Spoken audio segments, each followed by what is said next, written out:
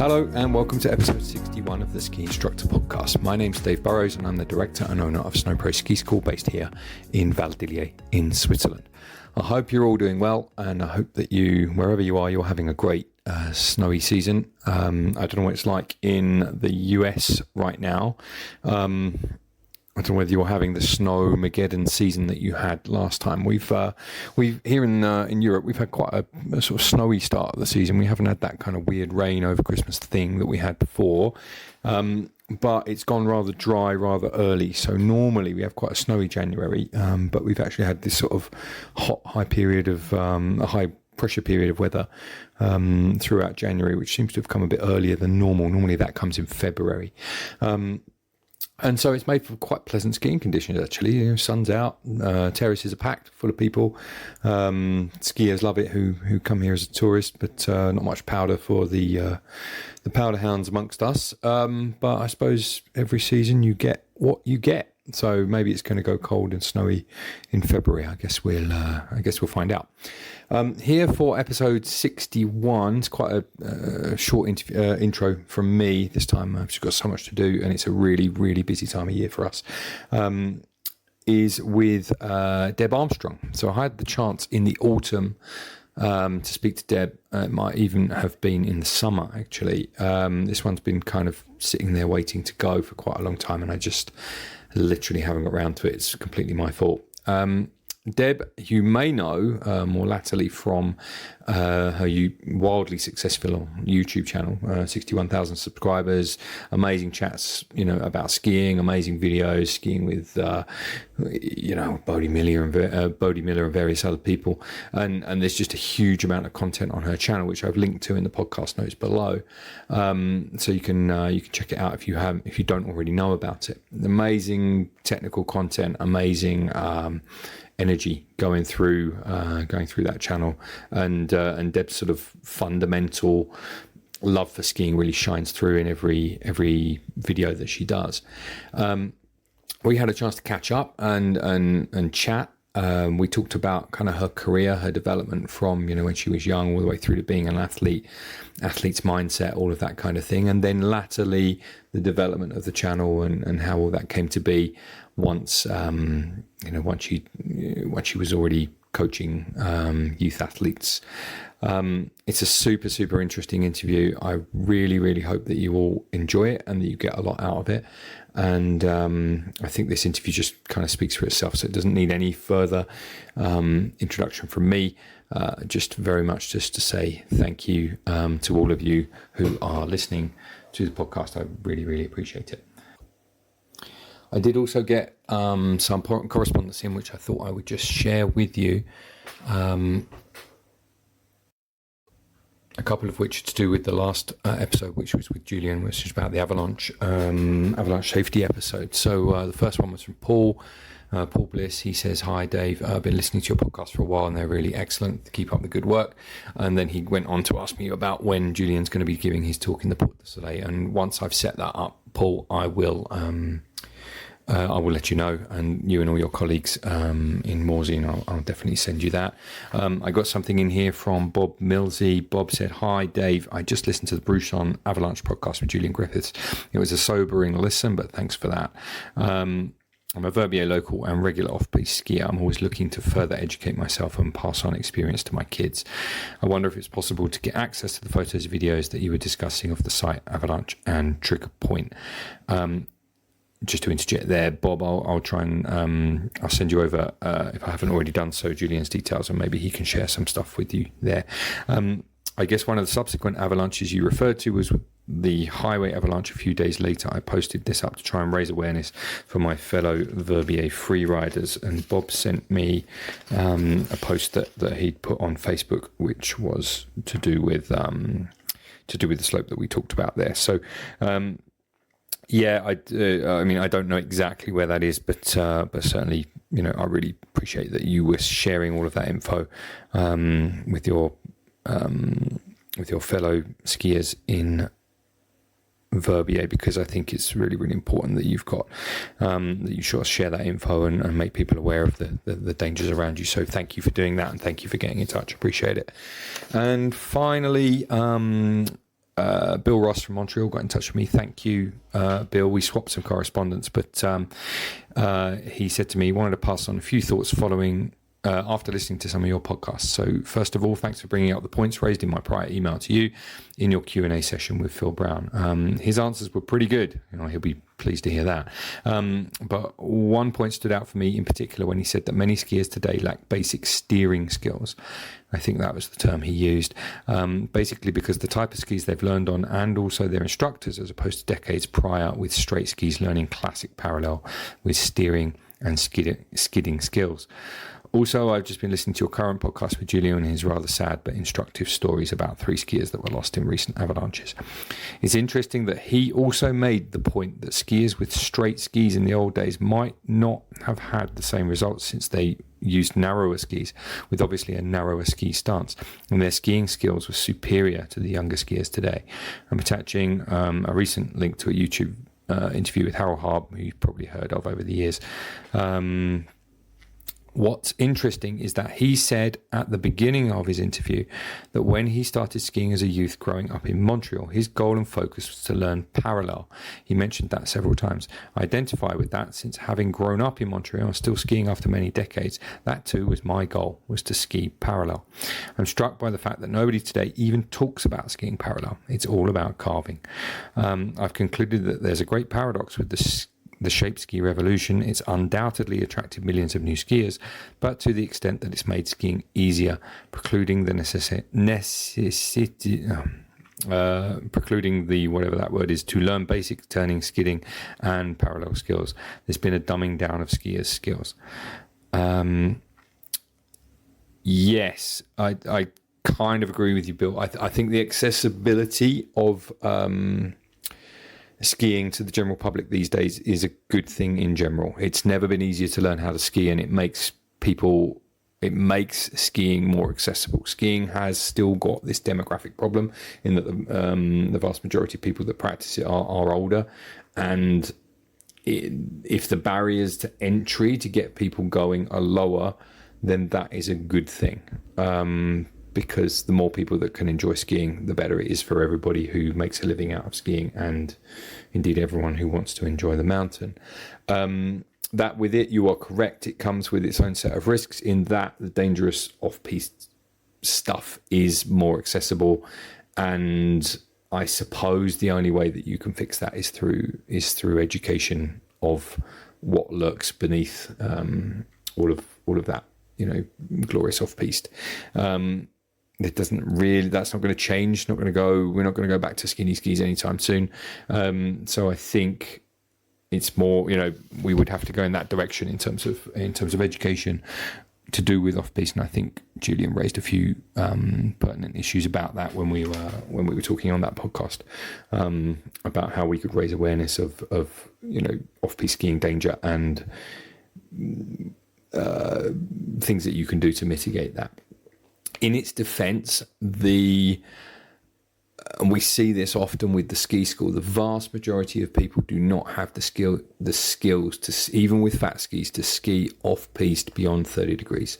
It's a limited number of people. It's like a small subset of the skiing general public can get to those places and have the ability to ski it and have the ability to trigger avalanches in the right place to a certain extent. So it is a kind of a minority problem compared to the vast majority of the skiing general public, but it is still a problem, and it still does need to be addressed through education. It needs to be addressed through education in the places where those people look for their skiing inspiration, in my opinion. But yeah, good points, and thank you everybody who takes the time to write to me. I really, really appreciate it, and as you all know, and most of the time I do write back to you, I hope. Anyway, I'm going to continue now with the podcast with Deb Armstrong. We initially talked as I pressed play on the recorder, we were talking about why I did the podcast, which is something that she asked me right at the start, is what exactly I was doing. So here we go.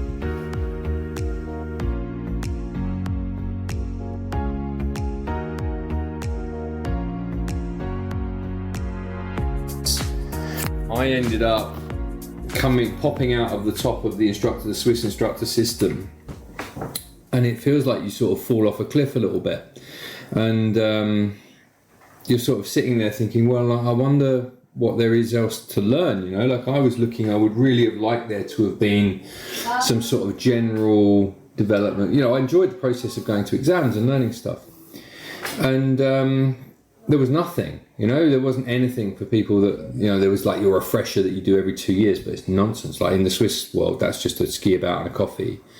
And I thought, well, what can I do to keep myself fresh and keep learning? And that's how the podcast came about.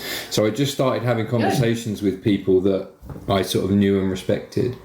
And long story short is that I just started to record them. And then lo and behold, you've got 54 episodes in the bag and a whole bunch of listens and stuff. It's nowhere near as big as what you're doing on YouTube, but it's a different thing. What I'm trying to do is create like almost as if you had like a series of like old cassettes, you know, that people could take and listen to and gain and have the knowledge there for future ski instructors, essentially. You know, it's going to live online forever. It's just a kind of a thing that a lot of people help me, and I would like to say, well, okay, well, let's see if we can help the future generation shortcut all that, like all those decades of kind of picking up stuff that I had to go through. Maybe that can be accelerated a little bit for future instructors, and it just lifts the level of everybody else. So that's the purpose of this, really, is just to find interesting people and have chats and see what happens. I love it. Well, you're gonna have to excuse me because I have a little bit of a cold, so I'll be blowing my nose every now and then. Sorry for that. That's not ideal. But it's fine. It's fine. I'm happy with that.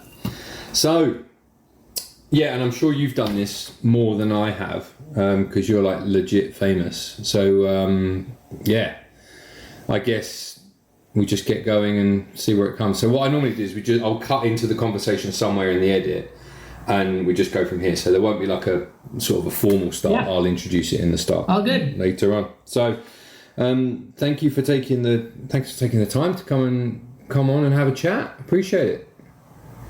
Absolutely. Are you done skiing, or are you still hanging around the glaciers? What are you? Right now? Yeah, because I'm in Steamboat, Colorado right now, and it's a warm spring, sunny day, and up in the mountains, the snow is melting fast, and the river is raging. Okay. And my tulips are out in full color, so I'm in spring mode right now. Have yours only just come out? Because ours have kind of been and gone where we are. Well, here in Steamboat, our elevation is about 6,000 feet. What is that?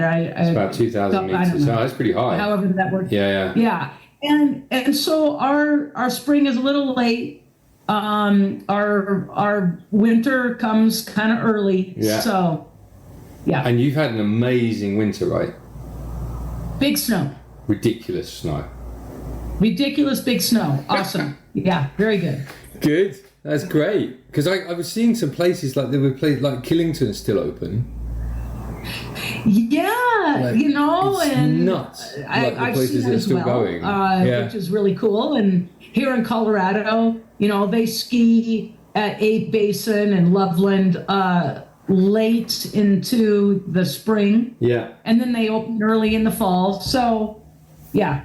That's crazy, because I mean we had the opposite winter here. Certainly in the Porte du Soleil, you know, it snowed meaningfully here. I would say about 3 times this year. It was really, you know, really a light winter. And the thing I think that we've noticed compared to when I first started skiing in this region is that the way that they do snow grooming here is improved. So they're much better at like keeping the snow and not wasting all the stuff that kind of sits on the sides, if you like. You know, they're really using that much better in recent years. So it's pretty cool. That's the one thing that kind of saves these light winters that we've been having recently. But we're due a big one. We must be. It's been like 3 years like this now. Yeah, the technology with snowmaking and grooming and compaction of snow and all of that, it's shifting the sport a little bit and helping the season to begin earlier or lengthening the season a bit. I'll never forget. It was early 80. It was, I don't know, it was probably like 1981. And we were in Val d'Isere and Tignes doing a little bit of training. Yeah. And we had a big dump of snow. And this was kind of pre-grooming back then. There wasn't a whole lot of grooming. Yeah. And we had all of the snow. And at Tignes, there was one cat width of a groom. One cat width, so, not very wide. Yeah. And with longer skis that back then, that made it very narrow. And then it was a foot on either side. And we had to ski right down that little cat width. And then there were these random cat widths all over the place. Yeah. So, yeah, things have changed a little bit through the years. I'd say. So, yeah, I was just going to go back because the listeners are going to be astounded by this. Like, it turns out that, well, it doesn't turn out, because you were talking about tulips. I've got this, I'm not that into gardening. I do the destruction side of the garden, which is like trimming grass, because my garden is like, on a 45-degree slope. But I've got this amazing plant at the moment, which I understand is called a clematis, right? And what it's doing is I've spent 3 years like threading this little plant so it climbs in the right direction, and now it's gone up and over an arch, and it's now completely out. And I tell you what, it's like, I'm guessing that is what, like, all the gardening types, they're all sort of say, this is why we do it and stuff, because this thing is glorious right now, and it's like 3 years of hard work getting this. That's so nice. It's awesome. It's really, really cool. Really cool. Anyway, that aside, so for those, there can't be that many skiers who haven't heard of you, because you've got this kind of wildly successful YouTube channel, 63,000 subscribers, 10 million views. It's amazing what you're doing. How do we want to start with that, and maybe we work backwards? How did you come to get going with that? Because it's pretty cool what you've managed to do. Yeah, well, I started my YouTube channel, I don't know how many years ago it was, 8 maybe years ago, something like that. And I was the Alpine director, or essentially the race director for the Steamboat Springs Winter Sports Club, which was a junior club team. Yeah. And, we were the breeding ground for sending kids to the U.S. ski team, the Olympics, that sort of deal. And I had... I started this as a U10 coach. I'm sorry. Mm-hmm. So after I was Alpine director, then I became the head U10 coach. And I had about 100 U10 kids, 8 and 9-year-olds. And I had, 13, 14, 15 coaches. And those coaches were very part-time. So what I wanted to do was make these videos for the coaches to watch, because when the coaches would show up for training, I needed them to be tight. Mm-hmm. I needed them to know exactly what I was prioritizing and wanting us to accomplish for the particular training session. These part-time instructors, they had desk jobs, and they weren't thinking skiing all day like I think skiing all day. Mm-hmm. So that's how it began, and those videos still exist early on my channel. How to do hop turns, how to do railroad track turns, how to do this, how to do that. And those videos were for the coaching staff, and they also were videos for the 8 and 9-year-olds to watch. Mm-hmm. And through that, I started to gain an audience. I learned about YouTube. I knew nothing. The whole thing was very organic. Yeah. And it just started to take off. That's cool, isn't it? And then because as I understand it with YouTube, people that have done it, it sort of stays a relatively low level. I'm sure you're not just doing it for become YouTube famous, right? It's organic. You're still occupied with doing what you're doing. But was there a point that it suddenly went crazy, in terms of views and people that were subscribing to it? I was probably 3 or 4 years into it when I really realized that something was here that could be beyond just for my coaching staff. Mm-hmm. So then I started to be a little more intentional about it and started to make stuff to address a broader audience. And that's when I called my channel kind of All Things Skiing. Because my channel, I do try to encompass all things skiing, from having videos with ski personalities, destination ski areas, to teaching the beginner, intermediate, expert skier, moguls, powder, racing, whatever. I try to cover all things skiing. And so when I started to branch out to a wider audience, then the channel just started to mushroom, and it's still mushrooming to this day. Every winter it grows about 25%. Where does the audience come from? Like, who are they? Do you have those? Well, do you look at that? A large group of the audience are ski instructors, because I give content for instructors to copy. I give content for instructors. I feed ideas. I try to help people's understanding.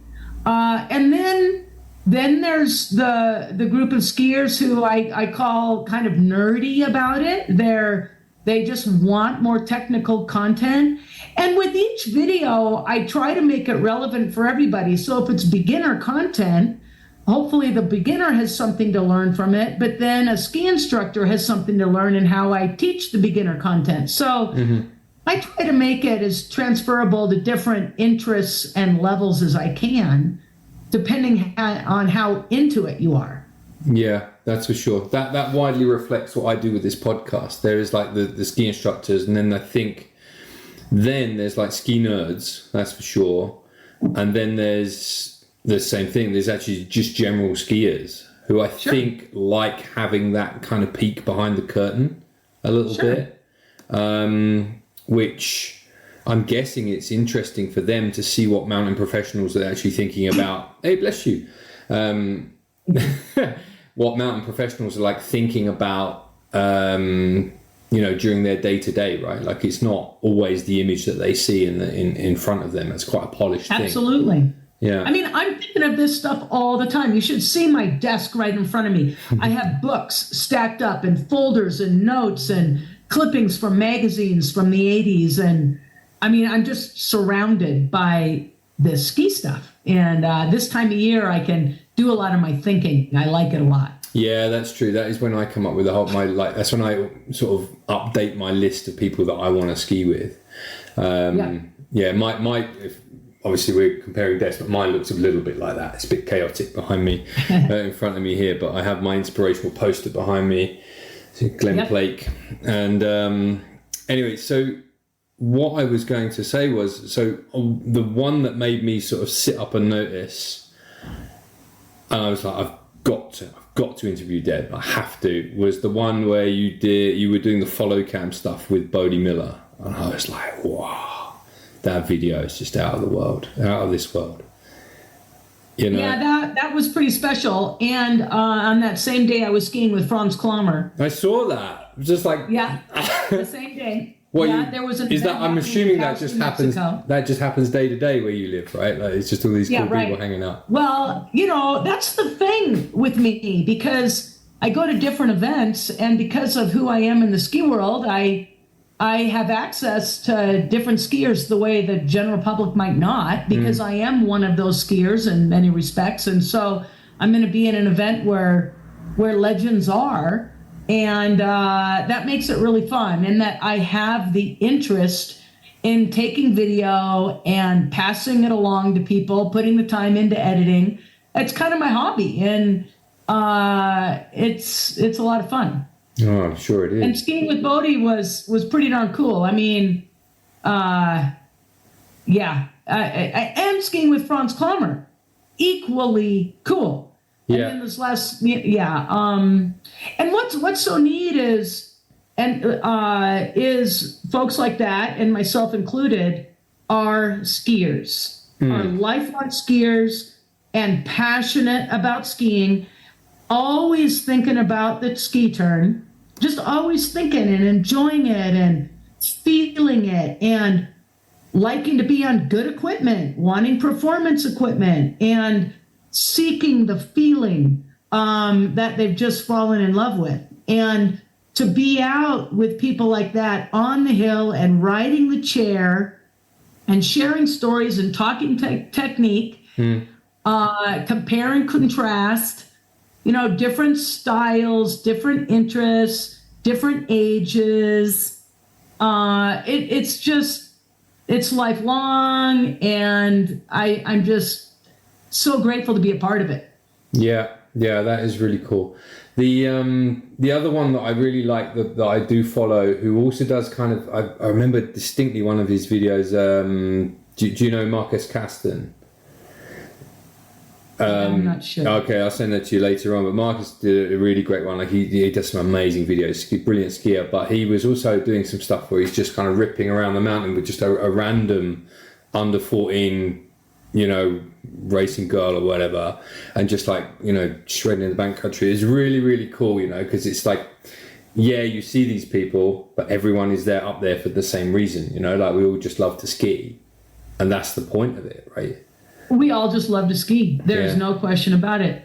And that means being in the mountains, just that essence of the mountains and the wind in the face and dealing with the snowy day and everything that comes with that mountain feeling and that mountain experience and the athleticism that comes with skiing and the movement and the constantly seeking to get back into balance and the dance and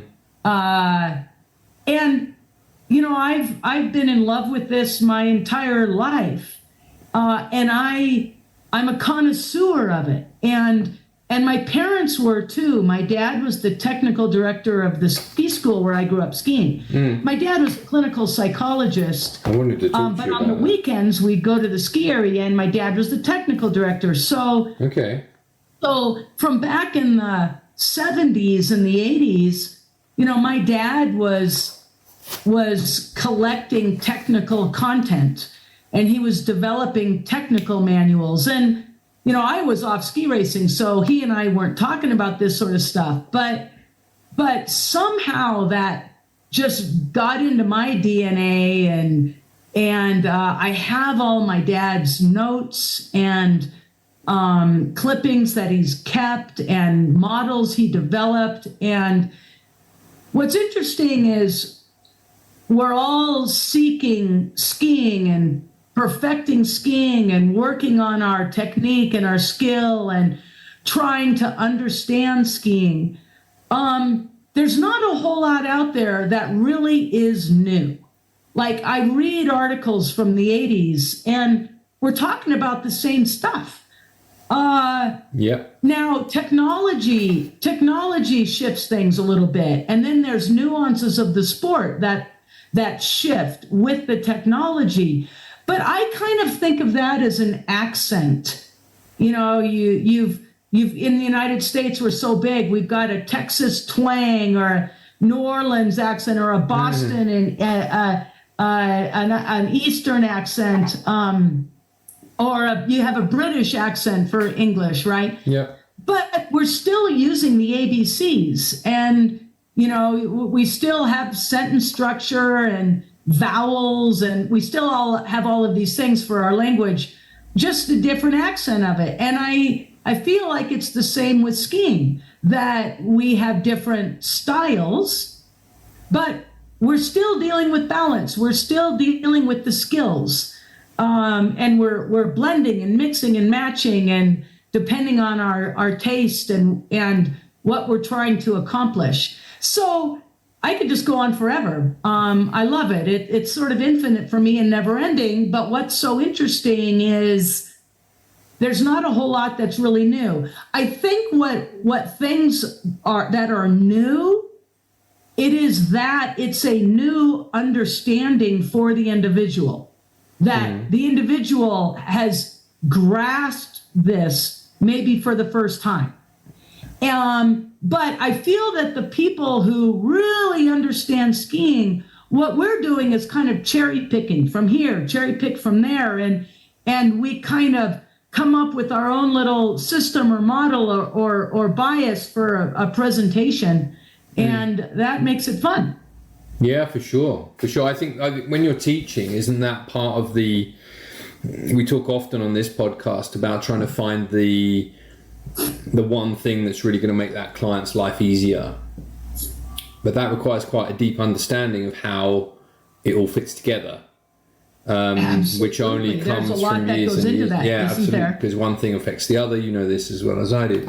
And I think there's you have to understand the whole in order to be able to simplify it enough to give it to a client in a way that they can understand. 100%, absolutely. And then take that a step further. And when it gets to the art of teaching, right? Mm-hmm. There's that technical element that you have to understand that you just expressed, mm-hmm. Bingo. But then there's the personal element, right? And, there's understanding the person who's in front of you or the group that's in front of you that you are facilitating learning with, and knowing that person, their motivations, their fears, their equipment, their skill level, what they understand.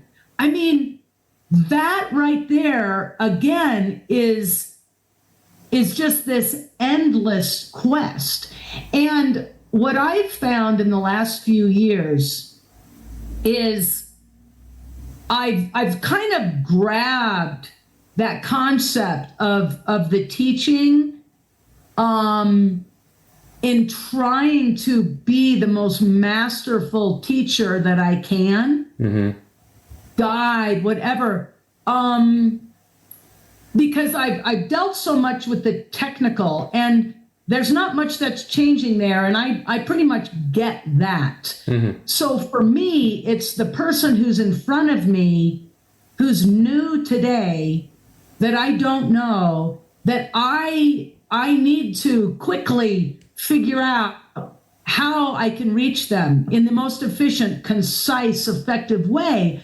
And I'll tell you what, that kicks my butt. I think it's harder than the technical element. It is, and it's so hard, and it can be internally so frustrating. Mm-hmm. And is the instructor willing to go through that discomfort, willing to go through the frustration? Because if you're not reaching the person, if they're not getting it, it can be frustrating, because to you it's so simple, to you it's so easy. Why are you not getting it, skier? And I have my little internal explosions that don't come out externally, but it's my little internal environment of a world that is really chaotic. It's all over the place. Trying to figure out how to reach them, using the time on the chairlift, trying something new on the hill. And I've really embraced that challenge and find joy in it, because most of the time, not all the time, but most of the time, I get to the other side successfully. Yeah. And we have a positive, transformative experience. And maybe on the outside it looks easy, but for me internally, it's chaotic, it's crazy, it's really, really hard, it's a challenge, and it's an art, because I don't have the exact answer. I have to kind of work myself there. Yeah, it's a funny one that I'm immediately thinking back to all the lessons where it hasn't worked, right? And you can feel the lack of connection with someone, and like you try a number of different ways to make it work, but at the end of it you just think, oh, there was something off about that. They might have thought you've done a really, really good job. You never know. I think one of the things that's curious about that is about the connection. But often you get adults, they're not often used to being in that situation, right? Taking a ski lesson, in fact, as an adult, you rarely learn something completely brand new. So often they don't really even know how to act in that situation. Let's say you're 40 years old, right? You've been an accountant all your life. You know how to do accountancy. You go to your office, you do your accountancy thing, you come back, you do a bit of networking here and there, and this is your life, right? You go to your house and you throw something in that is as random as sliding down the hill on 2 planks of wood. You don't do any other sport or whatever. It's all new and it's all difficult, and you've got, you or me who shows up, we know what we're doing. You're trying to make conversation with that person. Alan, the accountant, what do you do? What do you do in life? What do you like to do? What makes you tick? Yeah. I'm curious to get to know you. And they're not used to being in that situation because there's so much going on. That's right. Well, in that's a profile of one of the individuals out there that we as instructors run across, and a million other profiles with a similar challenge. I mean, that is the sort of challenge that as an instructor, you need to assess and pick up on right away. Yeah. And then what's your strategies for dealing with this person? And that's how and why ski instruction is not easy. Yeah. It's just not easy. I mean, I consider myself good at it. I consider myself a pro. I'm teaching ski instructors. I'm a pro's pro, right? Mm-hmm. And ski instruction kicks me every day I get out there. It just, and maybe the difference between me and some other people is that I recognize it and I embrace it. Like I fully wrap myself around it. The challenge, the intrigue, and the joy I've decided that this is my quest. This is what I want to become better at. Mm-hmm. This is the area where I can really strive and become better and more nuanced every single day. For me, understanding technique, that's not so much the case. It's technique for me. I've so much been there, done that. And I'm constantly paying attention. I'm constantly evolving. I'm constantly trying to keep up with things and chat with experts out there. But that's very small and incremental for me. Where I find this whole area of interest and new and still room for a lot of growth and a lot of challenge is that teaching part. And I very intentionally and consciously in the last few years embraced that area for me personally, that I can continue to strive and become better. So here's something for you then. It's just a thought. You can riff on this if you don't want to, but I'm in a phase at the moment of recruiting people. And I'm speaking to a guy at the moment who I wouldn't mind having for one of the roles that I've got free. We have a 2-phase recruitment process. So my technical director, Max, he does all the technical stuff. I don't talk to the ski instructors. It's all about technical or teaching. Not interested. And the listeners have heard this before, so bear with me, listener. But what I recruit for is personality and experience of personality. Because if I'm sitting on the lift with Alan the accountant, it would help me to know a little bit about the corporate world. It would help me a little bit to know roughly what his life looks like and things that we could talk about that kind of roughly translate into his life. If I'm an absolute rookie ski instructor who only knows skiing, it's tough for me to relate to Alan the accountant on his 1-week holiday to Steamboat Springs, right? Mm-hmm. So I recruit for people with a little bit more experience and a little bit more about them and a bit more life experience in general about them. The guy that I really want for this role, for example, used to work on oil rigs in the North Sea, and he's done a bunch of other stuff and he's been all around the world, and you're like, okay, well, there's a guy that we could take on, and I know that for the time that he's sitting on the chairlift, he can relate to different types of people. That's one of the real essential skills of being a ski instructor, as far as I'm concerned. Yeah, people skills. There's no question about it. And another element that's really important to me with those people skills is somebody who, I don't know what the right words are, but they're really passionate and interested and care about the results. Like they really, really care. They want to deliver upon an experience, and they may not, that instructor still technically maybe has a lot to learn. Mm-hmm. And me as the trainer, I can give them that information. I'm not going to give that person an expert skier yet. I'm going to give that person a lower level skier. Yeah. And I'm going to give them kind of the roadmap to try to get there. But, if that instructor is just like really present and with that athlete, they've got the people skills and have fun with that. And they're also really passionate and interested in being there and wanting to see this guest and the person they're dealing with succeed and go through the process with the client. I've had coaches and seen instructors out there who maybe they're good technically and all that, but they're kind of just going through the motions. And skiing is too darn hard. Teaching is too darn hard. Like to just go through the motions. You've got to be so present, so in the moment, so kind of zen with it all by that in the moment, and anticipating and all that. But yeah. And, not everybody, I think that side of it's really important as well. I think there is, because there's no letter. If I think back, I'm thinking back right now to a very specific lesson that I did for a couple of people the winter just gone.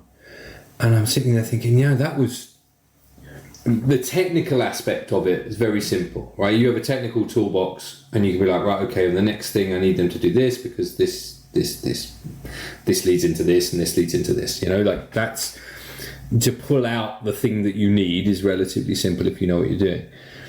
Then, but you also, while you're on the lift, this happened to be like a drag lift environment. So you're going up on the lift, maybe you're making some conversation over your shoulder, you're asking them a little bit about their life, but at the same time, you're thinking, right, like what is the next thing we need to be doing? How many more times do I repeat this before we move on to the next thing? Is husband over there, is he happy? He doesn't look like he's being challenged enough. Do I need to get this? Do I need to get the wife over here to get to this level so that she can go round and round on her own so I can take him to a more challenging slope? Like, there's so much going on and you're quite drained after it, because it's all consuming. And, to use the analogy of learning skiing, right? To learn skiing, you just need to have mileage. You need to have sliding experience. So through different situations, so you can start to feel and learn and anticipate what to expect. This snow condition will feel like this. This snow condition will feel like that. This, if I make this mistake, whatever. That there's just a lot of mileage and sensory input, right? Mm-hmm. Well, the same with teaching. Teaching takes mileage. Every lesson you get out there, you're gonna learn something new that you either are gonna hang on to and do that again, or you're gonna say, whoa, that sure didn't work. And whoever you are, you can be a student of it and you read about it and you clinic, just like skiing. You can be a student of it. You can watch my videos. You can listen to your podcasts and all of that can help. But bottom line, you need to have mileage. And it's the same with skiing. I've been coaching skiing and teaching skiing and been a student of skiing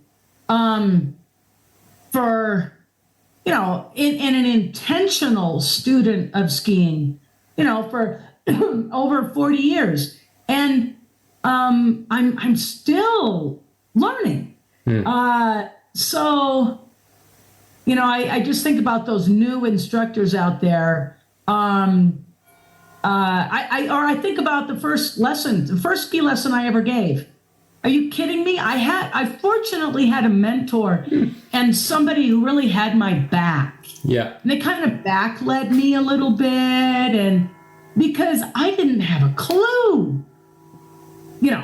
and I understood skiing, but well, that must have been quite humbling, though, because you'd come from quite a high, he says, a very high place, and to come down and then to be, what's the typical lesson that you get as a rookie instructor? Like it's like a 4-year-old or a 3-year-old or something. That beginner lesson, that first lesson I ever gave was for an adult, but it was beginner. Yeah. It was an absolute beginner. And you know what? I mean, but see, I entered into ski instruction after I was on the U.S. ski team, had a successful career, after being a gold medalist, a 2-time Olympian, all that kind of stuff. Mm-hmm. What I didn't want to be Deb Armstrong, the gold medalist, the rest of my life, and be insecure talking about skiing, insecure talking about movements. And me and my personality, I just grabbed that, and now I'm an expert in that realm.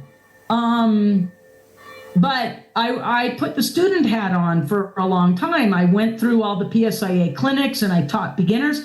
I still like to teach beginners every year. I love it. Because I have all sorts of theories. I have all sorts of ideas about teaching, and I need to put those theories to practice. I need to have mileage with my ideas, and see how they work out. Okay. And how much... So essentially, I'm getting the impression that you attacked this new life in ski instruction, I'm guessing with the same intensity that you attacked your ski racing career, right? Well, I mean, you can't take the nature out of a person. No. And so, yeah, my nature is to go for something. There's going to be nothing ever in my life that is on par with being a world-class athlete, where every cell of your body 24/7 is operating kind of in this one singular focus to make a fast ski turn. And there's nothing normal about that. It's not normal. And you're rewarded for very narrow behaviors that work well for you and being a successful ski racer, but you move away from that and you have to retool because you're living in the everyday world that's broader, and you're dealing with everyday people that are normal, so you need to adjust. So nothing will ever be like that. Isn't that the struggle, isn't it, that people from the military have when they come back from war, like you see that, or you hear that a lot, especially in the US, I'm guessing, the amount of troops that you had in Iraq, Afghanistan, you come back to like real regular life and it's not the same, there isn't that singularity of purpose and focus. I think that putting life on the line and war and all of that's taking it even to another level. But the spirit of what you're saying, I agree with completely. That with that singular focus, and with teammates, us teammates often called one another comrades. Mm-hmm. We're kind of in this little war, comrades.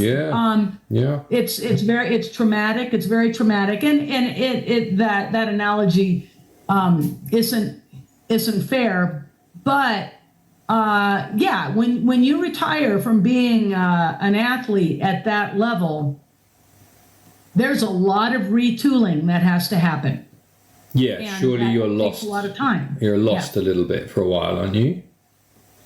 Well, lost, that might be a little too simplistic. Without purpose. And it's going to be different for everybody. Yeah. I think retooling that's a better word for me. Mm-hmm. That I didn't feel lost, but I knew I needed to retool. I knew I needed to adjust, make accommodations for this different world that I was going to be negotiating every day. Yeah. And especially with, I've been a little bit, if I'm honest, I've been a bit worried about this particular interview insofar as that my personality type is clearly quite different to yours. I'm wondering if I was actually going to be able to keep up, right? Because your sort of natural energy, it strikes me as, it's very intense. Like, you can focus that in whatever direction. I imagine after you popped out of ski racing, you're now thinking, well, okay, I've got to find an outlet for this energy and point it in a certain direction. Otherwise, it could be quite destructive. No question about it. And that's a massive, massive adjustment. And, I gave myself time. It took me about 8 years, I'd say, to transition. And in that time, I went to school, I got a degree, I wrote papers and read books, and that was all really important. And there also were some hard moments psychologically going through the transition. I took an example. There's a slogan out there that's popular, kind of cliche, no pain, no gain. Okay. And I think a lot of people have heard that. And as an athlete, and when I was younger, you'd hear that a lot. No pain, no gain. You got to sweat. You got to hurt. You got to push. There's a point in life where that becomes harmful. A point in life that's not healthy. And so getting to a point in your life where you figure out what that line is. What's that line that how hard do you really have to push, and when do you just be easier on yourself, gentler on yourself? And I definitely went through a window of time where I kind of did a 180-degree pivot from the concept of no pain, no gain, because for me that had become harmful. Yeah. Pushing too hard. And I had to be easier on myself. And so I flipped 180 degrees, and then after a few years you come back to the middle and you kind of figure it out. But things, I don't know, things like that. How much curious to know the answer to this. Your father's a clinical psychologist. How much did he pass any of that knowledge on to you? Do you have a better understanding of self as you were going through the athlete process, or in general in your life, like as you were going along? 100%. So my dad was he was on the faculty of the medical school at the University of Washington as a clinical psychologist. And so when I was 17, 18, 19 years old, I'd go to the University of Washington, I'd ride my bike there, I'd walk there, and Dad and I would have lunch. And he would talk, and I'd just want to take notes.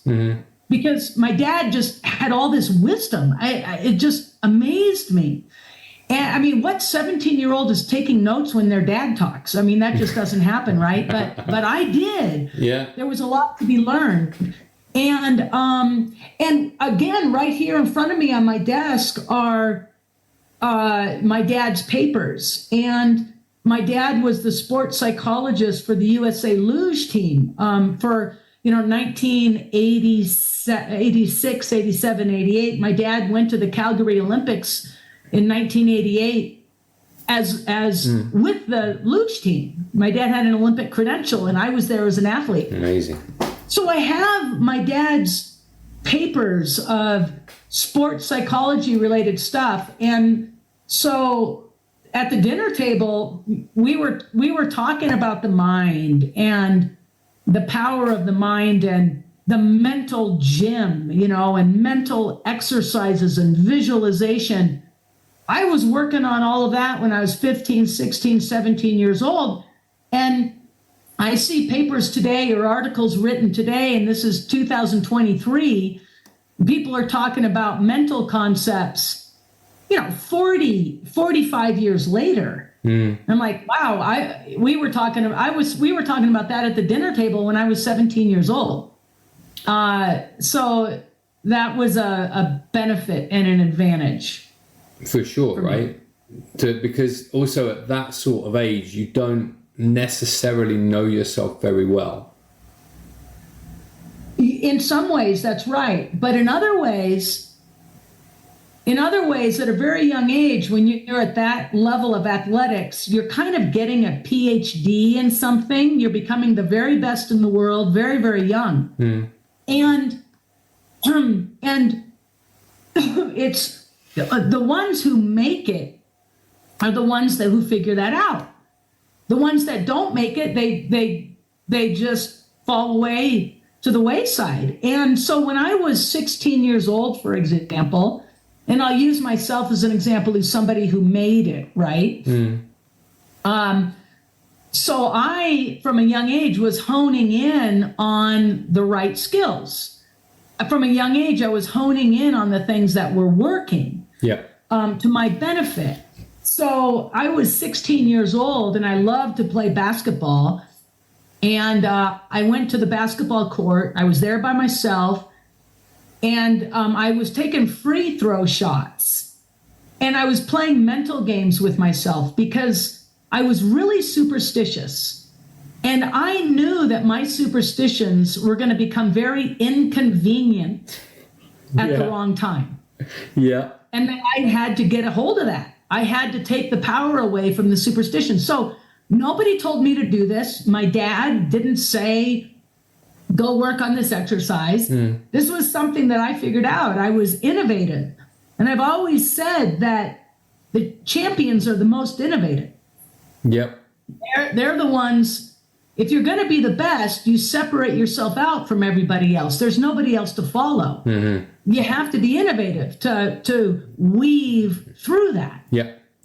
And so I think that when I was 16, figuring that out for myself, I think that was an example of a youngster who was being very innovative, figuring things out, understanding what my liabilities were, and that I had to get a handle on those and figure out how to deal with them to move on. I'm the podcast host, so I'm obliged to ask you about the superstitions. You got to tell me about the weird ones. What was? Well, I'm 60 now, and I'm talking about some superstitions from when I was 16. Okay, so, can you remember them? I remember that. I remember always needing to put, let's say, my right sock on before my left sock. Okay, with you on that one. Something like that, right? And so what I do at the basketball court was I'd take my shoes off and I'd put the left sock on first. And I'd take a bunch of shots. And then I'd take my shoes off and I would put my left sock on first. And I did that 50 to 100 times. Just so that would not be, and I just numbed that superstition down through repetition. It's curious. It's really curious. I've got a weird one going on at the moment, which is to do with that about, it's so unnecessary because it means nothing. Whenever I leave my garage, I've got 3 motorbikes, so I have to line them up in a certain order, and I have to touch each one in order, in distance from the back of the garage to the front of the garage, without doing anything else and being distracted on the way out before I can shut the garage door. And it means nothing, but I do it every single time, and it's like stupid. It's so stupid. But you almost like the thing about that, and you can see why that would be. You think, well, at the moment I don't do it, I'm going to fall off one of these things when I'm out riding, right? There's no way to. You wouldn't want to take 100 shots at that, for example. But you can see how these things would develop in people. Well, yeah, and so you kind of you just need to play it out and the situation, right? So for me as an athlete, I was astute enough, aware enough at 16 years old to realize that a superstition will become inconvenient at the wrong time. So I could not afford to have the power of superstition get in my way when I'm in the starting gate of a race. No, you could absolutely imagine. Yeah, you could absolutely imagine how that would be, right? Like you'd suddenly be standing in the start gate. For that reason, I had tremendous motivation to tackle that issue. Yeah. I mean, I have superstitions today, which are really, really stupid and whatever, but I don't have motivation to deal with it. I don't really care. But as a 16-year-old athlete who's setting the stage for a motivated career, I needed to be intentional. I needed to take care of these things. And those people who don't, they fall off to the side. They're not going to be the champions. They're not going to make it. The champions account for every variable, every detail, every T, every is crossed, every I is dotted, and you just march along. But this is quite, I'm thinking back to the 80s, right? Like, or even earlier than that. These are concepts that are way ahead of their time. Aren't they? Well, because people are talking about them now as if they're new, and I chuckle. Sports psychology didn't really become a sports thing. Psychologists are writing articles in ski magazines or whatever, and that's all great, but it's certainly not new to me. It's good. It's really good. Let me switch slightly because I'm curious to know this. I watched, myself and my wife are going through all of the James Bond movies in order from the first one to the last one. We are currently on the late 60s, on Her Majesty's Secret Service, which was with George Lazenby, his one and only movie as James Bond. In that, he skis down from a mountain restaurant, essentially. I can't remember which one it is. It's Piz Gloria or something, out in the Swiss Alps. And there's distinct scenes of him clicking into boots and equipment. The boots look like the kind of boots I go hiking in. And the skis are, long, straight, thin. Bindings are just nothing. And I think it was Willy Bogner that did the ski scenes in that. Do you want to take us back to the equipment you first started racing on and compare it to the stuff that you're using now? Could you? Well, yeah. So, I mean, when I was on the World Cup, I was on the World Cup from 81 to 88. Okay. And, the skis were longer. They were straight. They had a lot of camber. Mm-hmm. So, you worked hard to bend that ski, reverse camber. The ski didn't have much shape to it. So through our steering and rotary movements at the top of the turn, we had to manipulate the ski and place the ski in the direction that we then kind of wanted to carve it. You weren't going to carve and bend the arc from the top of the turn into the fall line like you can today. That it was a step, it was a pivot, it was some movement to place the ski on edge and have it bite and bend and so there was a little more kind of manipulation of that real long ski to get it to work for us. I mean, today, with the skis on the snow, with ski snow contact and through lower leg engagement, through the feet and through tipping and rotating of the femurs. I mean, you get that ski up on edge and bang, you're carving it into the fall line. Mm-hmm. So that's different. But then shape skis came out.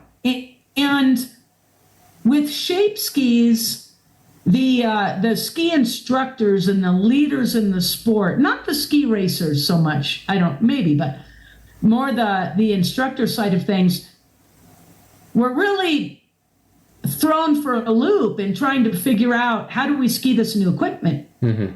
And there were very exaggerated lateral movements across the skis, move way lateral to get the ski high up on edge. And of course that works. If you move that way, it gets the ski up on edge, but you're moving away from your base of support. You're moving away from the skis. So you don't have the ability to pressure the ski and to bend the ski effectively. So the pendulum and in balance and skills, I think, was really kind of messed up for a little while, like out of it. Mm-hmm. I didn't feel like I followed that because I was grounded in technical principles that I think were very universal. Yeah. And with people moving away from those technical principles, I mean, to me, that was glaring what was going on, but I understood skiing so well. I'm like, no, don't work laterally like that. You're moving away from your skis. So I felt like I was sort of marching along consistent, and then everybody came back. Mm-hmm. Now today, people understand, balancing with your platform and how to steer the ski, to tip the ski, to pressure the ski in a efficient way. Because shape skis have been around long enough now that the pendulum kind of just went, back and forth. And now I think we've sort of kind of honed in on, what modern skiing is and should be and looks like. Yeah. With a variation of style difference. That's all fine and good. Yeah. But I don't know. I mean, that was the ski that I was on back then. And I'll tell you, to ski the skis back then, kind of pre-grooming, mm-hmm. You had to be an expert skier. Like, you were not going to get to the top of the mountain that was full of moguls because it hasn't been groomed with long skis. You're not going to get to the bottom without being an expert, skillful skier. Mm-hmm. So in my view, the skillfulness of the general overall public in many ways was better. Yeah. We're forced to be more skillful. Mm-hmm. Now, today, the advantage is skiing is more accessible to everybody. Yes. With the new equipment, it is easier in many respects. But if you want to be an expert skier, it's not easy. It takes tremendous strength. Yep. Cat-like quickness. Yeah. Tremendous skillfulness. So people can be fooled when they say the new equipment is easier, because it takes a lot of strength to bend the ski and a lot of skillfulness to engage it at the top of the turn. Absolutely, and be balanced with it to have all options available for whatever you want to do.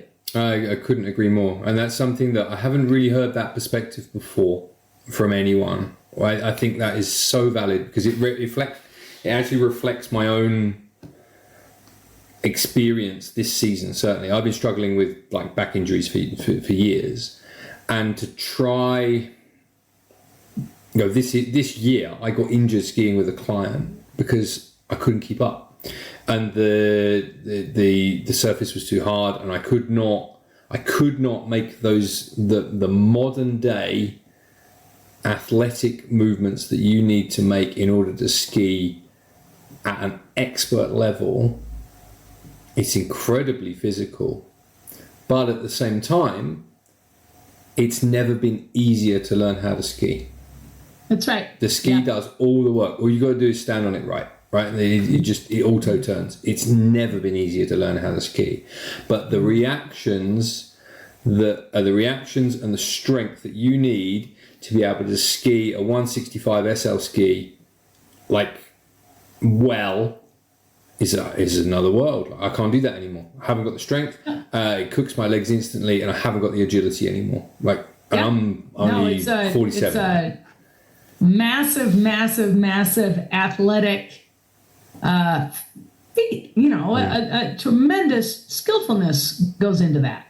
You only need to look at the World Cup slalom, right, to see that. Men or women. Yeah. The moves they're making are just ridiculous. It's absolutely crazy. And on the surface that they're making that on too. Because it's not snow most of the time. Yep. Yeah. Tell me, although I'm just going to tangent off just for a second before I ask you my next question about boots, because the boots I'd like to talk about, you talk about skis, but I'd also like to talk about boots. But then when you do the follow cam with Bodie Miller, and you see, even like current day Bodie Miller, when you film that video, let alone World Cup Bodie Miller, and you're talking about base of support for the skis, the lateral angles that guy was making, even on that video, is just crazy. Do you think, the ability to send the skis just that far away and know where the balance point is, would you say he's a one-off in that respect, or can everyone do that? Well, like a special talent to be able to go that far and that far back in terms of. No, because you look at Ted Ligety. You look at the best skiers today, and their ability to stand with the base of support, be perpendicular to the top sheets of their skis, the top sheets of your skis, right? Mm-hmm. And that top sheet can be tipped way on edge, but the body is pressing down on that top sheet. So you're perpendicular to that platform, that base of support. And, the best skiers in the world who have that look that's so massively lateral. Mm-hmm. The inside leg has become so short, and their ability to ski their legs out from under them, out to the side, but still be perpendicular to that top sheet of the ski, mm-hmm. And be balanced with it so that they can bend the ski and pressure the ski. That's just years and years and years and years and years of training and of trust. There's a lot of trust there in knowing in knowing how your equipment works, mm-hmm. and trusting that the equipment, that type of ski, if you ski it out there and you press on it, if you press to the right, it's going to bend back to you to the left. That's a lot of trust. Yeah, for sure. That's how the equipment works. That's the technology. That's the shape in the ski. And so Bodie has a number of things. He's stronger than other people. He understands the equipment more than anybody else. He's refined his balance point and his movements just so precisely. That's just the epitome of the expert. Mm-hmm. And that's years and years. And everybody else sees that outcome that Bodie accomplished. They see that outcome, that lateral look. And people say, well, I want to look like that. You know? You got to go back and do the 30 years of work. Their legs way out there and their body way in here. And they just don't have the building blocks to support that, to make that work. Yeah. Yeah, and the 35 years of previous work that goes into giving that outcome, right? Yeah, hear you.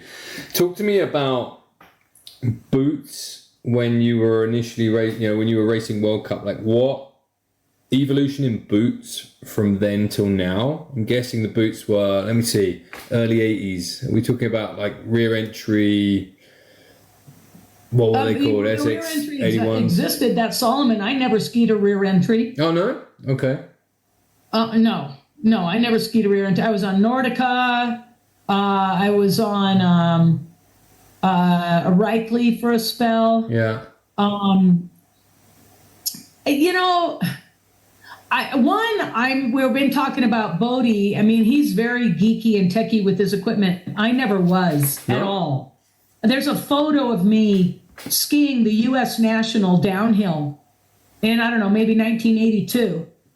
And I'm skiing the downhill on two different boots. Because one was a recreational Nordica boot called the Polaris. Right. And I was in that recreational boot that came almost up to my knee. It was a very high boot. Right. Because I had a boot top hairline fracture that was healing. Okay. And it was healed, but it was still kind of sore right at the boot top. So if I pressure my boot, it would hurt. So I just got a Polaris and skied in that instead, and it didn't hurt as much. So that's an example. I think that said a lot about who I was as an athlete. Like, just give me some skis and give me a couple boots. I don't care if they match or not. I'm just going to go race. And that's what I did that day. So that's to say that I was very aligned. Other people, that maybe knock-kneed or bow-legged, I'm very neutral, very aligned. So I think because my body was efficient and worked to my favor, I never got caught up in wanting to correct this or wanting to correct that. I think I was sort of oblivious to all of those issues. Right. And I mean, I'd get in a boot or I'd get on a ski and I could tell you if I liked it or not. Yeah. I was on Dina Star skis at the time. And of course, at my level, they make skis for you. They made skis for me. And I'd test my skis and I'd like this pair. I didn't like that pair. Same with boots. But it was a 4-buckle boot like we're using today. Yeah. Would you say that you're not particularly sensitive then to equipment setup? Are you one of these people, a bit like some of the other instructors that I have worked for me, they just don't, just give them anything and they'll go rip? Because I'm not.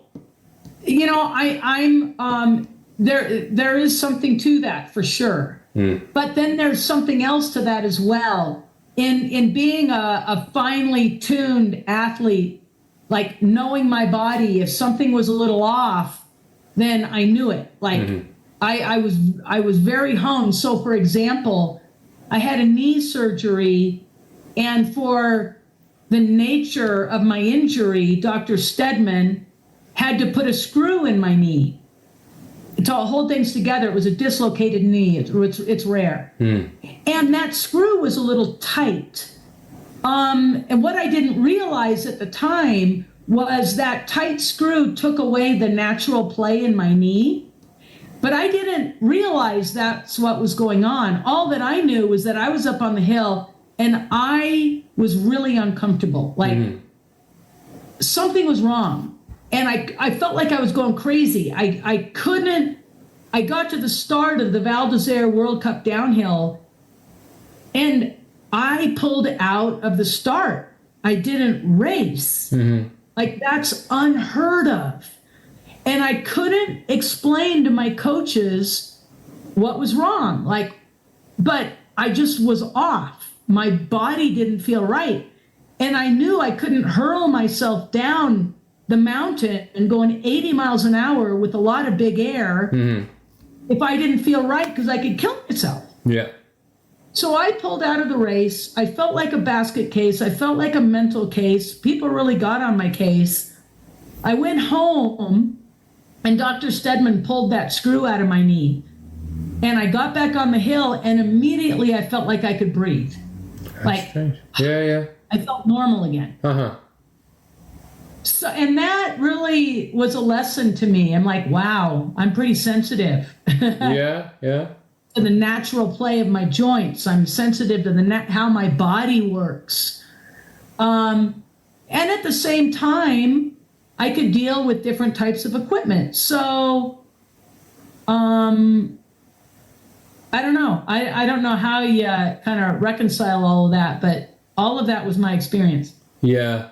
They say that there are. They say that I've read most about this in a reasonably famous book, which is not about motorcycling, but it's called Zen and the Art of Motorcycle Maintenance. It's quite a famous book amongst a certain generation. But they basically say that you split the population into two types of people. So you have your romantics and you have your mechanics, essentially. The romantics, in terms of motorbike terms, essentially, are people that just love to ride, and they're quite sensitive to all of that kind of stuff. And that would be me, essentially. Whereas your mechanics, they love to fiddle with stuff, and they love to know how it works, how it all goes together, and they're always looking for some way to make things better than it actually is. And I think one doesn't necessarily overlap with the other. There might be a little bit of overlap, but not too much. So you're right. Like if you're a romantic, essentially, you might only be able to understand that there is something wrong, but you wouldn't necessarily know how to fix it straight away. Yeah. Whereas the mechanics, that's cool. Might put all of their kind of eggs in the basket of, there's an advantage to be had from having the optimal setup. Sure. It's certainly an interesting thing. I'm going through exactly the same thing with one of my little motorbikes at the moment. I just took it to the mechanics. I said, there is something wrong with this. Yeah. I'm pretty sure it's the tires. I can feel it. I went back to the mechanics today and she said, there's nothing wrong with this. And I'm like, I know there is a thing here, but she obviously doesn't feel it in the same way that I would feel it. And I can't tell her she's wrong because she's the mechanic. Awesome analogy. Isn't it strange? Really, the only thing I wanted to talk to you about more that I haven't hit on my little speech bubbles is charity work. I want to know a bit about that. I want to know, I'd love to know a little bit more about the projects that you've done in various places and if any are still doing. If you want to talk about that, and then we could wrap it up like that.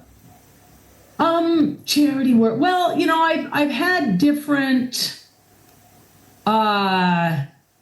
interests throughout the years. Like when I was an athlete, there was when I was young, I was 20 and trying to be the example for the kids in Washington State about not using drugs. And so I got involved with that type of campaign. And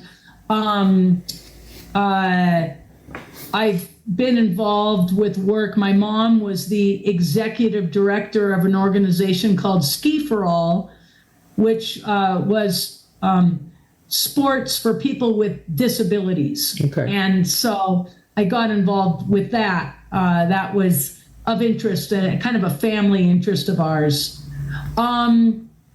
Most recently, I haven't been so much involved with charity as much as involved with propelling certain interests. And so right now, in the ski realm, it's working and clinicking with women of color in our ski world, because women of color in the ski world have not had the resources and the same advantage and opportunity as men or just a woman who looks like myself. And that's been, for me, very, very purposeful and very rewarding. If you're familiar with the model Maslow's hierarchy of needs, right? The base level of Maslow's, I don't know, what is that? It's going to be safety. Like you need to have shelter and clothing, and then there's the second tier of Maslow's. Well, the third tier of Maslow's, as you work up that hierarchy of needs as it relates to learning, that third tier is belonging. And if you don't belong, you're not going to learn. You're not going to achieve and realize the potential of what there is to learn. And what I've learned with these women of color in our ski industry is they haven't felt embraced and haven't felt belonging. Really? And as a result, they're kind of relegated to teaching the kids, teaching the beginners, not being pushed or expected to pass their PSIA certifications. And so I've been clinicking with these women and trying to raise the bar of expectation and embrace in terms of belonging, and go through this process. And oh my gosh, it's been so rewarding for me, and really, really awesome. So that's something I've really taken on the last few years, and I'm doing it because nobody else really is. So I don't know, you just find these gaps of where's there a need, and you go there. Yeah, for sure. What kind, if you don't mind me asking, like what, because presumably there's no rules, right? There's nothing in place that stops those women necessarily advancing. So what are the things that are in the way that would stop? Because you've got equality of opportunity, right? Like there's no real reason why you couldn't have a PSA 3 woman of color as the boss, right? There's no rule that says that. So what is it that gets in the way? Well, let's say you're a level 1 Black female instructor, okay? And you're on your ski school. And let's say you go to a clinic, and the clinic might be a young guy who's a ripping skier. And other people in the clinic, you know, might be loud. They may have a lot of confidence. They might be the go-to person in the ski school. And very quickly, there's a dynamic in the clinic. And there's some people in the clinic that talk a lot and are visible. And there's other people in the clinic who quickly become invisible. And maybe they go to the back, or maybe they're not recognized or encouraged, or maybe that young clinician cannot relate at all as an instructor to that Black female who's in the back, who doesn't have anything to say, might be insecure, and is not as good as everybody else. So that young clinician who's not very skillful, it gets back to the beginning of our video, or of our podcast here. If you're not a skillful clinician in drawing everybody in, at reaching everybody where they're at, and having them learn and have a transformative experience to improve, then that person is left behind. And if that person who's left behind, if their whole life as a skier is continually being left behind, they're never going to end up as a level 3 certified ski instructor. They're never going to get there. With you? Ever. Okay. Ever. And that's what people don't understand. And, you know, just take it back to our analogy in ski instruction, how it kicks my butt every day I go out there. And I'm somebody who's highly motivated to reach the person who's in front of me. And not only to reach them, but to teach them and to challenge them and to expect more of them and to take them someplace they didn't know they could go. And I'm highly motivated to do that. If you're the clinician, or if you're the ski school director, or if you're the teacher, and if you don't have that same mentality, then the people who are a challenge, the people who are not as good, the people who don't understand, they fall away to the wayside. Yeah. And they don't progress as fast as the kid who looks more eager, as the kid who picks it up quickly, as the kid who might have good equipment. And, you know, we tend to gravitate to the people who are good. We tend to gravitate to the people who we can relate with. I can relate to you. I have a connection to you. I understand your experience. Then that is a little bit of an advantage in a connection. So there's a lot that goes into why this group of women, I mean, and that's just one example. I mean, if we could do a whole nother podcast on a lot more examples, but that would be one example of how that could play out. Yeah. Okay. That, I mean, part of me wants to say though, isn't that always the case? If I'm remembering of all the clinics and all of the exams and stuff that I ever went to, there was always it wasn't necessarily a person of color, right? Like, it was always a quiet guy or a nerdy guy Totally. there's always a weak one, and it's group dynamics. Yeah. It's always group dynamics. 100%. And you don't want to 100%. be, I've been both. I've been top of the group. I've been up there in the top 10%. You know how that feels, right? You're just bombing around and it's just, life's good, right? You're one of the hot shots. I've also been the crappiest in the group, and that feels awful. That feels really, really bad. And you come away completely motivated. On those weeks, I've kind of quit halfway through the week. I'm just like, I'm not at the level, I can't do this. And the group goes along without you, and you're just like left behind. It's horrible. You raise a great point. You raise a great point. Now, the difference between what you just described is that you may be in that clinic where you're not good and you're left behind. Then the difference is another clinic or another day or another year, you've experienced being the best. You've experienced being the leader. You've got that.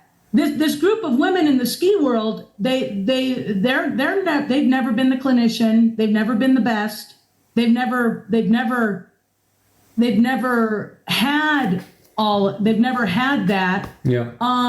And so the reason I deliver those clinics is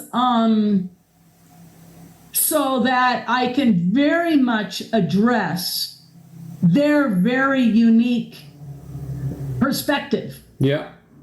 It's a very unique perspective. And you said earlier, well, it's always that way, right? There's always, which is true. Yet here you and I are having a podcast about evolving, about challenging ourselves, about being better. Yeah. So my purpose as an educator is I'd never accept the status quo ever with technique or anything. Well, it's always been that way, so why change? That's I'm a champion. That's not my mentality. My mentality is if I see an area to improve upon, then that's where I go.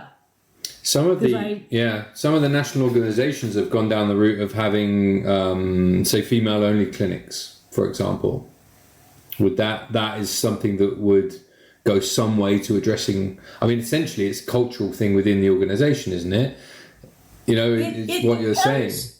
It really depends on. It depends on the purpose. I mean, this gets into a really broad thing. It really depends on the purpose. Because there's men-only groups, right? Now, I could think of men-only groups, and sometimes, or more historically, let's take Augusta Golf Club, right? The premier golf club. Like, that was men-only for a long time. So that excluded women. Like, you're female, you may not be a part of this club. Now, that's a different motivation, I think, than, let's say, a clinic for women who are wanting to be front and center, not feel drowned out by maybe a younger male who's better or louder or feels the need to be front and center. The female wants a space where they feel supported, pushed, propelled, heard. That's a different motivation, I think, than an exclusionary. No, it's a builder up kind of experience. So then somebody might say, well, we want to have a male only ski clinic like you have a female only ski clinic. But it's not the same thing, because the ski world for the most part is male. And for over time, more of those ski clinics have benefited and been of a tone and flavor and culture that is more male than benefiting the female. So it's kind of a bridging of a gap. It's providing an opportunity and a lifting up or an encouragement. Now, I think that there's times, depending on the motivation and situation, where, you know, where a women's only is not of benefit. Mm-hmm. And, you know, so I think you need to be careful. You need to be careful when those tools or strategies, I think, are used, and how and why. Food for thought, for sure. And a very, very complex topic that we could go on for another hour about. So sure. Let's save that one for another one. Deb, if anyone wants to go skiing with you, where can they find you? Everyone gets to plug themselves. Where should they find you? Where can they find you on YouTube as well? Well, they can find me on YouTube at Deb Armstrong Ski Strong, just Deb Armstrong Ski Strong as it sounds, and they'll find my YouTube channel. Mm-hmm. Skiing with me, I've got my Ski Strong experience at the Taos Ski Valley in New Mexico, and I may be adding one in Steamboat. But I'm doing very little skiing with folks these days, other than my Ski Strong programs. There's only one of me, and there's a lot of people out there. Absolutely. And you've got to have time to roam around with your GoPro as well. So, yeah, that's cool. All right, well, I'll link that in the podcast description. I want to say thank you so much for taking the time to speak to me today. I really, really appreciate it. Absolutely, I enjoyed it. All right, cool. Thank you.